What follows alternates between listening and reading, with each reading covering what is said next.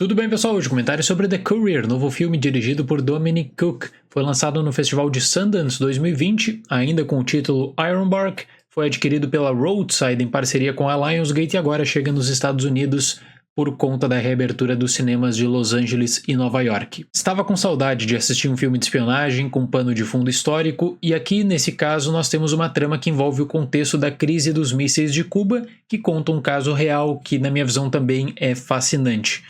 Pela forma como a produção acaba envolvendo a Guerra Fria e a política, eu creio que uma comparação pode até ser feita com Bridge of Spies, Ponte dos Espiões do Steven Spielberg, que certamente foi a maior fonte de inspiração. Apesar de alguns problemas, o filme tem uma grande atuação do Benedict Cumberbatch e também conta com um grande investimento para recriar Moscou e Londres na década de 60. No período de maior tensão da Guerra Fria, com o risco real de guerra e descontente com as políticas de Nikita Khrushchev, o coronel Oleg Pekovsky, interpretado por Merab Ninitsi, decide entrar em contato com o MI6 para oferecer informações sobre o programa nuclear soviético.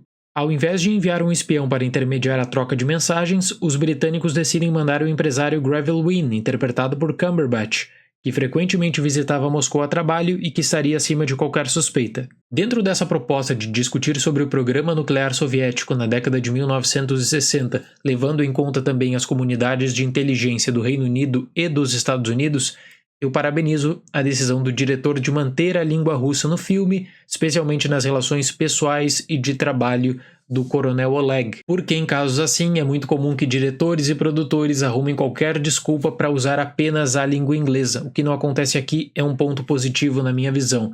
Gostei bastante como o filme promove o personagem do Benedict Cumberbatch. Seria aquele empresário que inicialmente estaria em busca, claro, de um grande negócio, de uma grande oportunidade em Moscou, é extremamente inteligente, não faz o perfil de um espião e por isso mesmo seria a pessoa perfeita para aquele trabalho. Ele não tinha qualquer ideia da complexidade daquele caso, da importância daquele caso, e até chega a ser estranho pensar que o MI6 confiaria uma missão tão relevante dessas para uma pessoa sem preparo, mas o filme acaba justificando o porquê. Então o personagem do Cumberbatch é o ponto alto, é o grande destaque desse filme, e eu acho que isso acaba justificando também a mudança de título do Festival de Sundance agora para esse lançamento de 2021, porque Ironbark seria o codinome do coronel russo, só que o que prende a atenção, o que desperta a curiosidade é aquele mensageiro, como ele circula livremente por Moscou e aos poucos vai aprendendo sobre riscos e desafios. A ambientação desse filme é muito boa. Agora vamos passar para a história.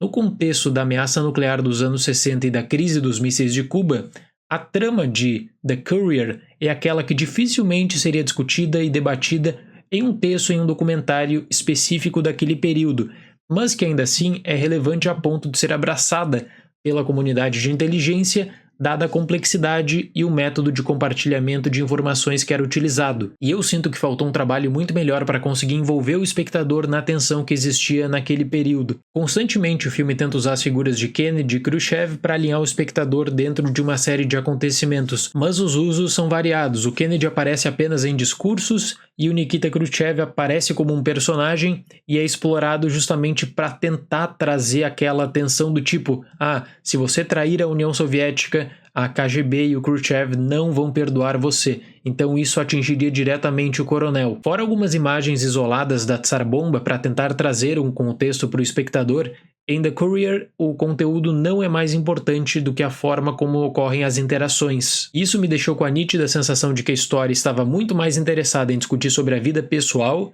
dos dois protagonistas, o soviético e o britânico, do que propriamente explorar essa ameaça, explorar toda essa tensão da Guerra Fria.